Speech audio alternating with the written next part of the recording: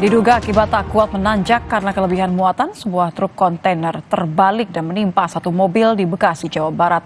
Upaya pemindahan mobil dan muatan truk kontainer dilakukan dengan turut mengerahkan 2 alat berat dan 1 truk kontainer pengganti untuk membawa peti kemas seberat 29 ton.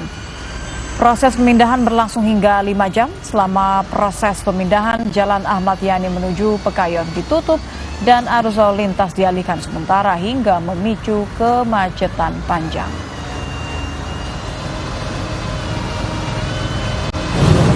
Sebelumnya, truk kontainer peti kemas bermuatan batu granit seberat 29 ton terbalik di flyover Jalan Ahmad Yani menuju Pekayon, Kota Bekasi, Jawa Barat.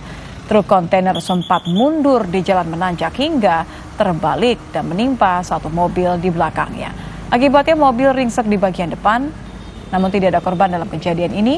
Badan truk yang menutup jalan membuat arus lalu lintas di Jalan Ahmad Yani sempat macet. Tersebut melintir kanan sehingga roboh menimpa 2 kendaraan. Ada korban jiwa, sekali lagi tidak ada korban luka maupun korban jiwa lainnya. Jadi ini murni kecelakaan karena jalanan raya agak menanjak, kemudian kendaraan berjalan mundur.